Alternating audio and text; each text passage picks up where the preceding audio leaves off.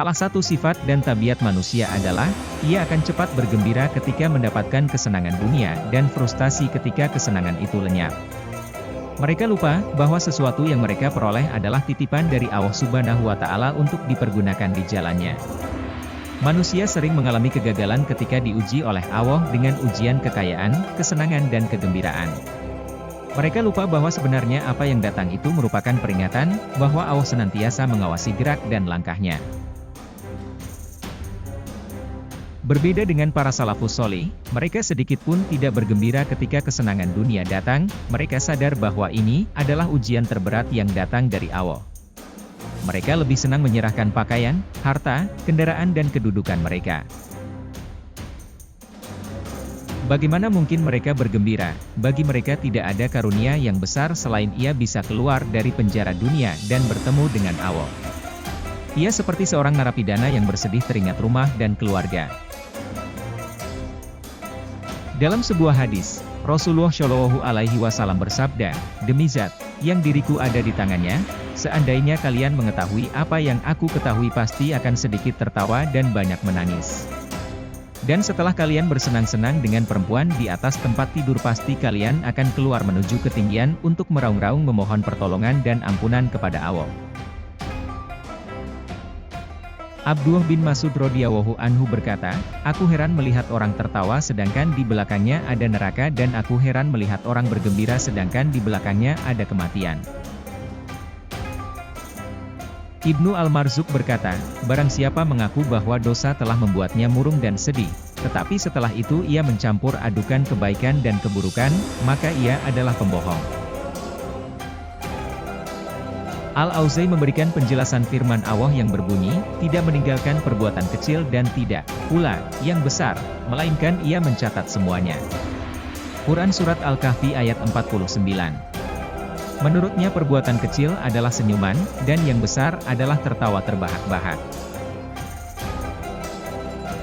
Yang dimaksud senyum adalah tertawa dengan suara yang bisa didengar oleh orang yang ada di sekitarnya, sebab tersenyum adalah cara tertawa Rasulullah Shallallahu Alaihi Wasallam. Sabit Al-Banani berkata, "Tidak ada seorang mukmin pun tertawa kecuali ia dalam kondisi lalai terhadap kematian." Amir bin Qais berkata, "Manusia yang paling banyak tawanya di dunia, dialah yang paling banyak menangis di neraka." Said bin Abdul Aziz adalah sosok yang tidak pernah tertawa semenjak ia berusia 40 tahun sampai meninggal. Demikian pula Ghazwan Al-Rokosi. Anas bin Malik berkata, "Setan selalu hidup bersama orang-orang yang tertawa dalam suatu majelis." Suatu ketika Muadah Al-Adawiyah berjalan melewati para pemuda yang tertawa terbahak-bahak, mereka mengenakan pakaian sufi. Lalu ia berkata, "Subhanallah, pakaian yang kalian pakai adalah pakaian orang-orang syoleh tapi cara tertawa kalian seperti orang-orang lalai." Wahid bin Al-Warad memberikan pelajaran kepada kita tentang etika tertawa. Beliau mengatakan, tertawa yang tidak berlebihan adalah tertawa yang hanya menampakkan sebagian gigi dan tidak terdengar suaranya. Pakaian yang baik adalah pakaian yang menutupi aurat serta menjagamu dari panas dan dingin. Makanan yang tidak berlebihan adalah makanan yang dapat menghilangkan lapar bukan mendatangkan kekenyangan.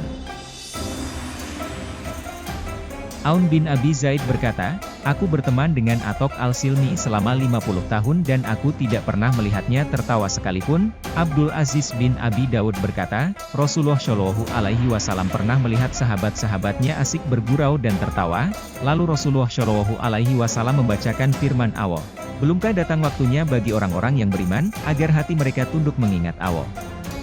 Quran Surat Al-Hadid ayat 16. Sejak saat itu, mereka meninggalkan gurauan. Riwayat-riwayat seperti ini banyak ditulis oleh para ulama dalam buku Al-Roqad. Keistimewaan para salafus soleh dibandingkan dengan umat yang lain adalah, rasa ikhlas mereka terhadap apa yang mereka alami dalam dunia dan kesiapan mereka dalam menyongsong hari akhirat. Wahai saudaraku, renungkanlah dalam hatimu, kurangilah tertawamu. Tertawa hanya akan mengeraskan hatimu dan melalaikan kamu mengingat Allah Subhanahu wa Ta'ala. Perbanyaklah istighfar.